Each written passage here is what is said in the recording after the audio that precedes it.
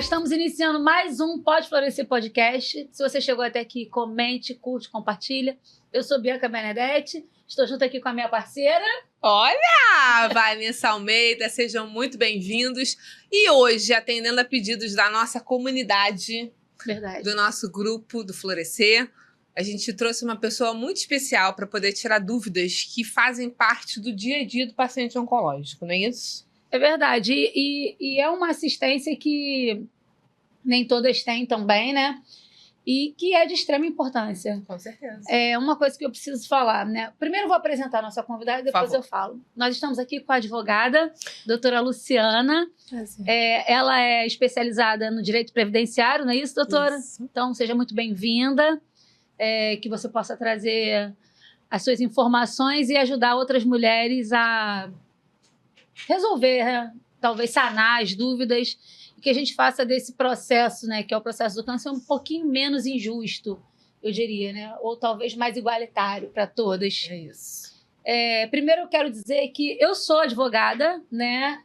E as pessoas acham que, por ser advogada, a gente tem que saber de todas as áreas. Nunca advoguei no previdenciário, não advogo mais.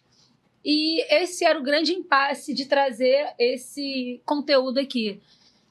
Por muitas vezes eu me senti um pouco até cobrada de trazer esses direitos aqui por conta de ser uma advogada, mas eu acho que é um assunto tão importante, tão delicado, que eu não tinha tanta propriedade assim para falar dele aqui sozinha. Eu acho que alguém mais especializado que seria o importante para essas mulheres que precisam mesmo, né, de ajuda e de mais informações. Talvez o que eu trouxesse fosse um pouco superficial e não é isso que elas merecem. Então, muito obrigada por você estar aqui. Realmente, para mim, é um prazer, uma honra dividir a mesa com uma amiga, né, de profissão.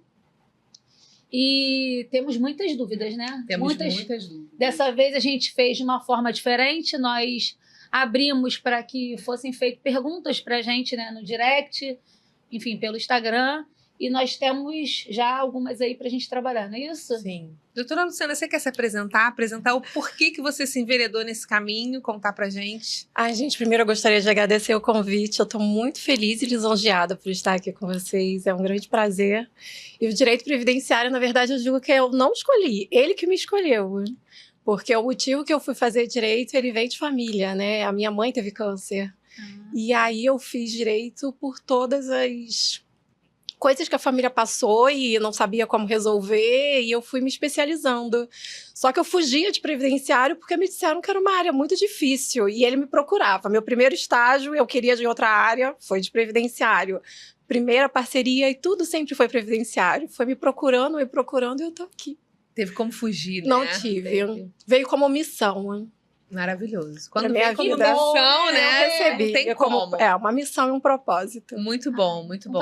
Tá no lugar certo. Tá no lugar certo. E eu digo sempre que a maior diferença que a gente faz no direito, através do direito previdenciário, é transformar a vida das pessoas. Porque eu chego sem a pessoa ter a informação e eu saio com ela, com aquela informação e com o resultado que ela nem sabia que tinha, né? Maravilhoso. Isso é ótimo. Eu digo que é a maior recompensa do direito. E eu sou apaixonada.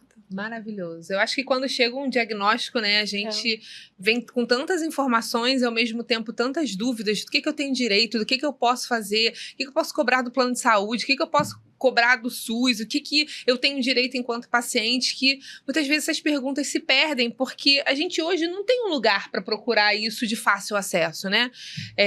A gente, no nosso grupo, a gente vê muitas vezes uma ajudando a outra, a carteirinha PCD é uma delas. Mas você tem direito, como é que você fez? Qual foi o caminho? E uma vai ajudando a outra, porque a gente não tem um canal hoje muito aberto, de fácil acesso, em que as pessoas busquem ali e encontrem essas informações tão acessíveis. Então, por isso que a gente quis te trazer aqui, para que a gente pudesse pensar. São muitas perguntas, mas a gente escolheu algumas para que a gente pudesse trazer aqui e você nos ajudar, colocando um pouquinho de informação nesse episódio. E eu acho que isso depois pode até virar um quadro dentro do Instagram, se você topar, né? Da gente levar essas perguntas e você ter um espaço dentro do nosso Instagram para poder ir resolvendo essas situações com as meninas. Então, acho que a gente já pode, né, produção, liberar algumas perguntas aqui? Começa aí. Essa eu achei interessantíssima. Bom, a gente tem essa pergunta assim, ó.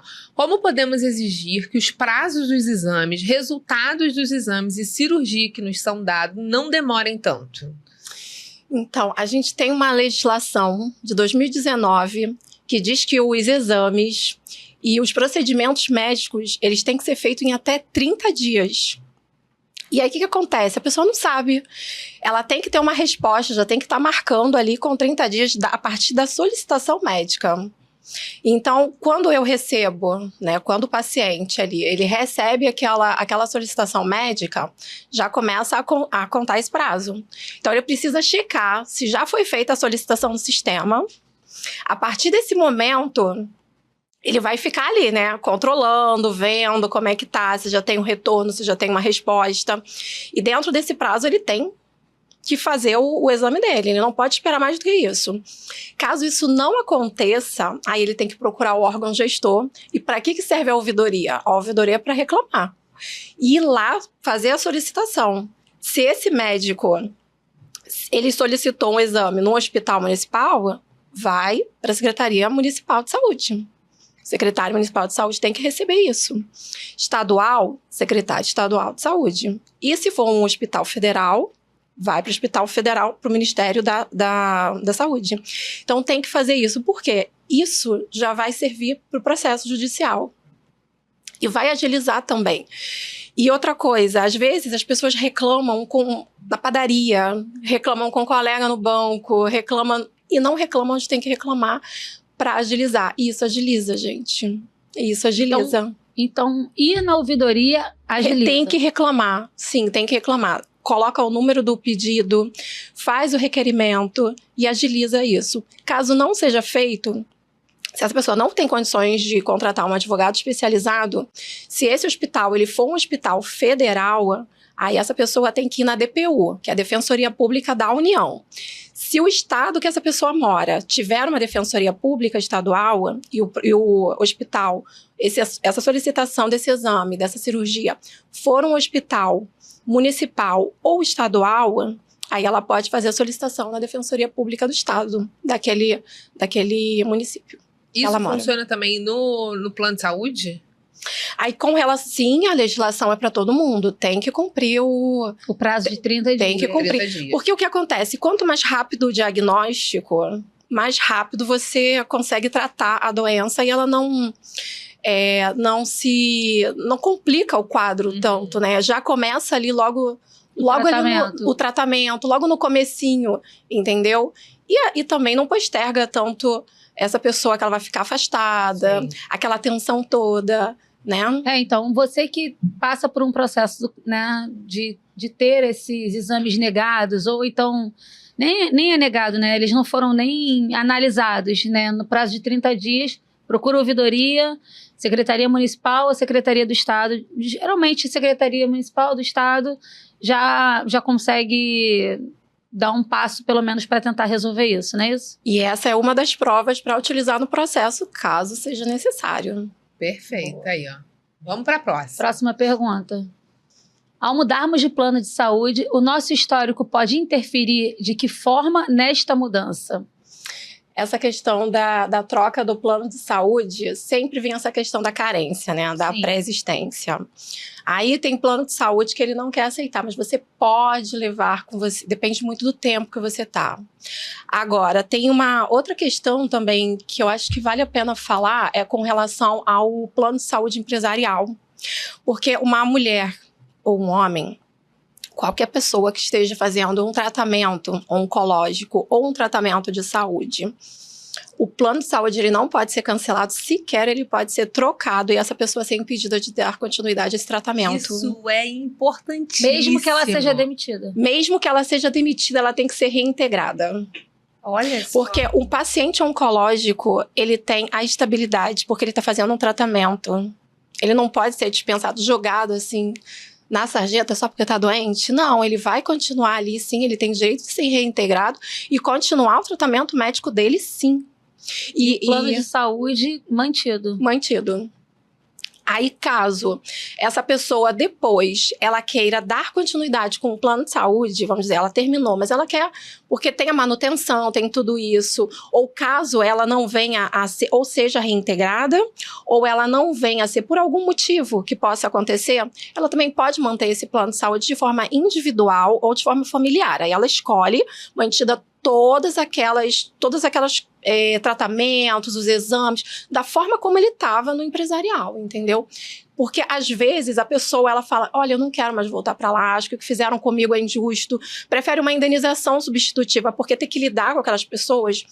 Porque, assim, a gente tem que levar em consideração que existe o direito, sim, mas a cabeça dessa pessoa, ela está passando por um processo, a gente tem que ver como ela lidou com essa empresa, como foi que as coisas aconteceram, entendeu? Então, às vezes, ela não quer ser reintegrada. Aí ela pode ser indenizada. Mas ela pode ter uma mantido. Indenização substitutiva e o plano mantido.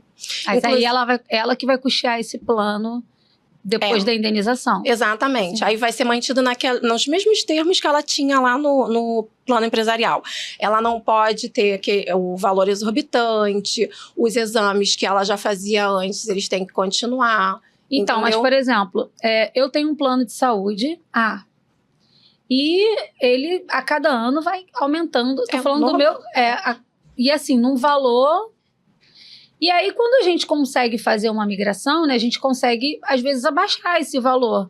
O meu receio é não conseguir migrar. Então, como é que eu faço nessa situação? Eu vou ter que ser para sempre desse plano, ou eu consigo ir para outro plano e carregar toda a minha carência e tudo? Como você é que leva a carência com você, dependendo do tempo que você já está nesse plano. Você já tem um tempo nesse plano, você já tem 3 anos nesse plano, você já leva com você a sua carência. E aí é muito importante que a gente fala, porque assim, a doença pré-existente é que nem o INSS. Não adianta você descobrir a doença hoje e começar a pagar amanhã.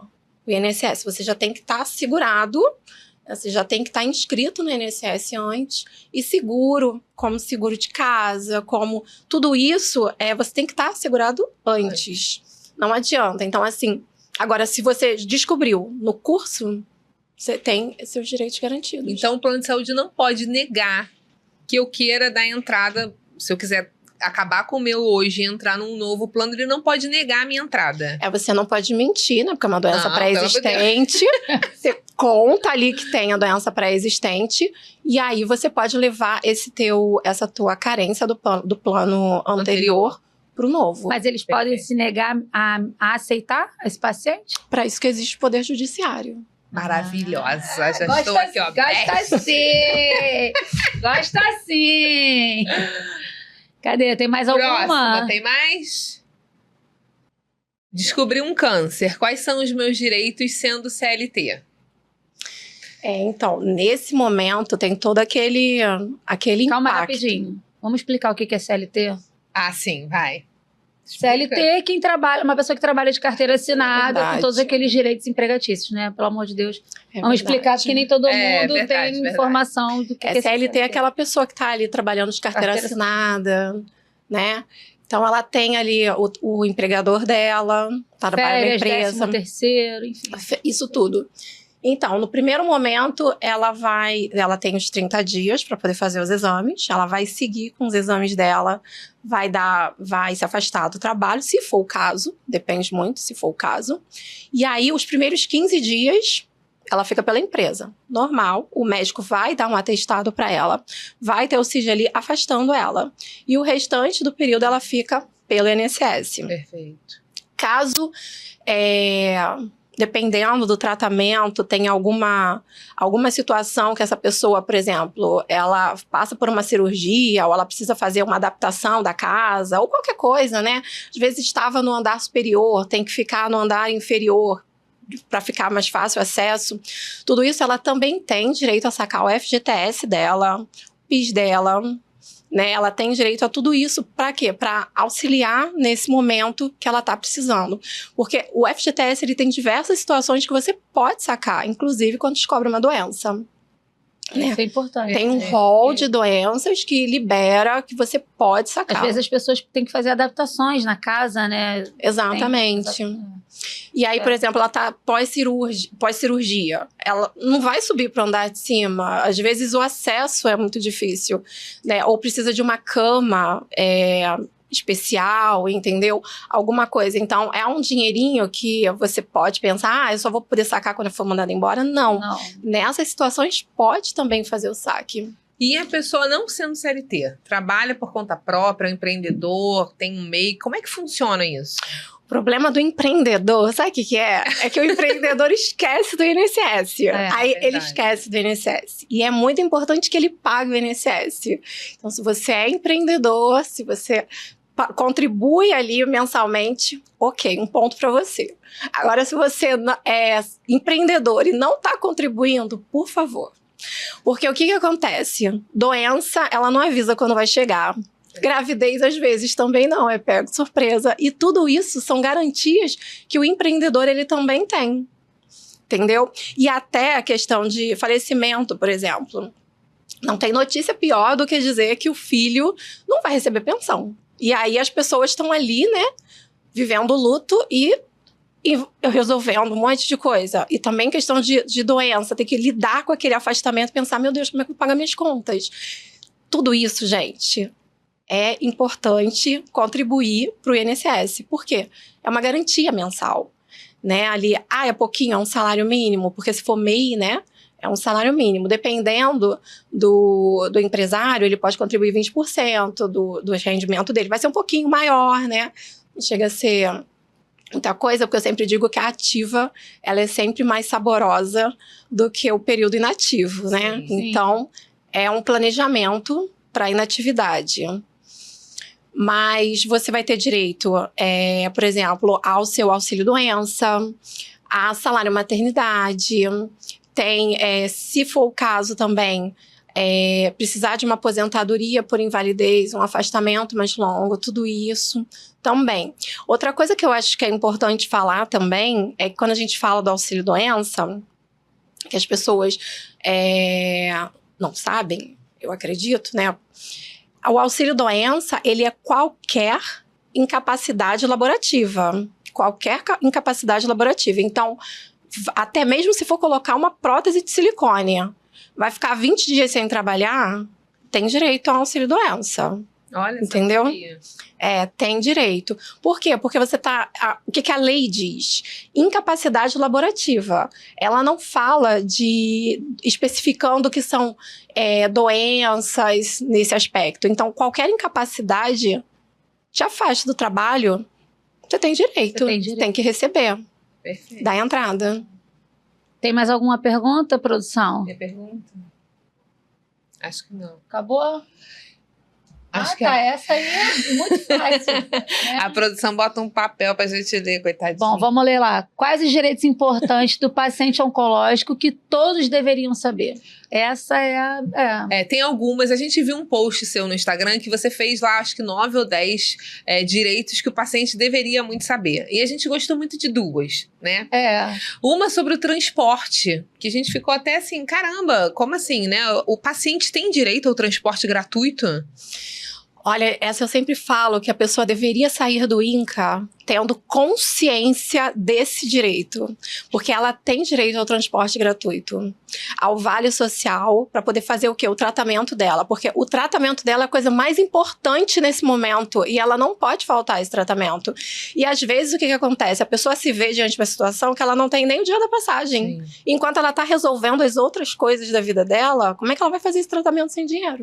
Então, doutora, você poderia dizer qual é o passo a passo para esse vale social? Eu já estive com algumas mulheres, né?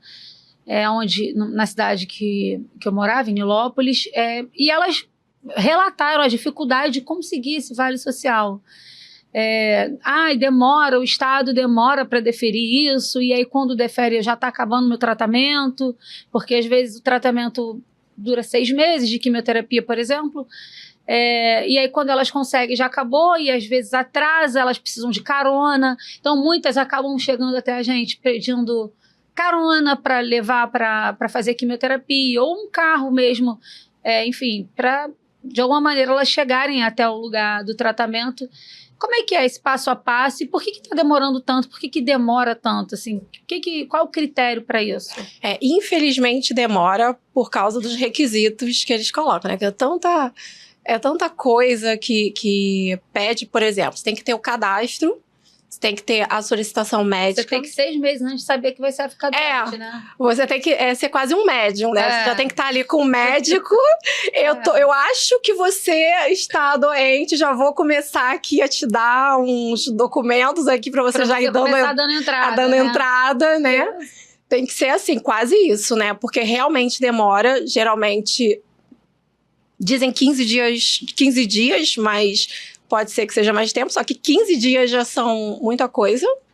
Não, mas as mulheres que eu conheço demoraram bem mais. 15 dias corridos. Então, 15 dias corridos, na verdade, cada semana a gente perde 2 dias, são 5, então viram 3 semanas, que é quase um mês, né? E se não tiver feriado, se a gente não tiver, né, nada aí no meio do caminho atrapalhando. Mas fala aí, qual é o passo a passo? Como nesse caso tem muitos detalhes, eu vou pedir para colocar o passo a passo aqui nos comentários. Ótimo. Aí fica mais fácil. Fica mais fácil. Perfeito. Isso, senão ninguém precisa sair correndo para anotar. Maravilhoso.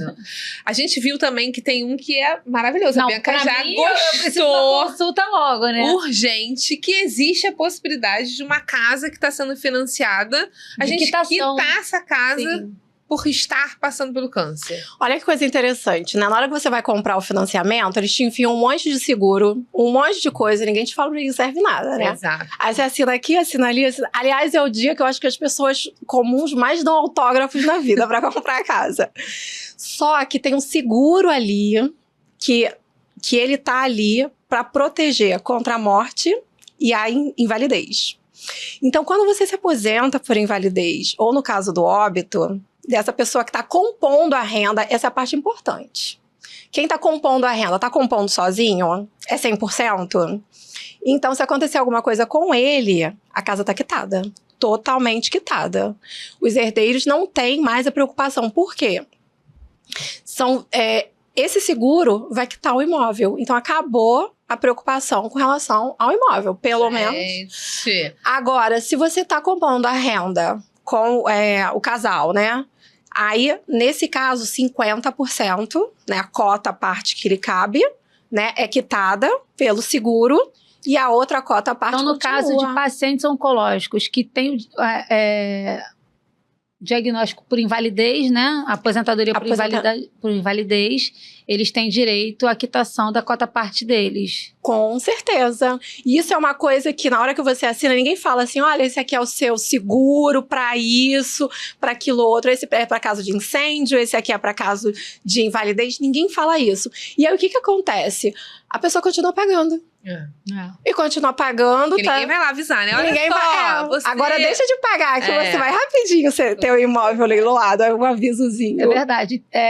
São informações que a gente acaba não tendo tanto acesso, Sim. né? Muito menos quem tá lá, né? Já tão preocupada com tratamento e tudo mais, acaba nem pensando, né? Em tudo isso.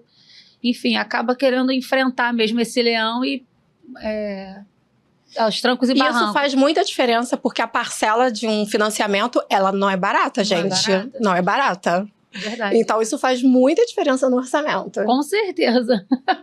Gente, são muitas dúvidas, muitos questionamentos. A gente tem que ter o bloco 2, 3, 4, 5. Mas a doutora Luciana vai se colocar à disposição, né? Se ela quiser, né, amiga? Você tá impondo. Não, vai. Ela coloca à disposição. Ela vai colocar à disposição quando a gente abre uma caixinha de perguntas. Maravilha. Coloca lá no nosso Instagram e aí ela vai respondendo. Se você tiver alguma dúvida, manda pra gente, que aí a gente vai tentando encaminhar pra ela e ela respondendo da melhor forma possível. Pra gente ajudar, né? Todo mundo, uma segurando a mão da outra, Com a gente certeza. consegue ajudar. E agradecer novamente a Rede D'Or por estar ajudando a gente, sendo parceiro desse projeto. Muito obrigado por toda a parceria. E obrigado a vocês que chegaram até aqui conosco. Curtem, comentem, compartilhem bastante. Se você tem algum familiar, alguém que está passando por tudo isso, precisa dessas informações, envie esse link para essa pessoa. E tem um montão aí para vocês maratonarem de episódios legais. E é isso, né? Obrigada, doutora Luciana. Obrigada a vocês que nos assistem. Até a próxima.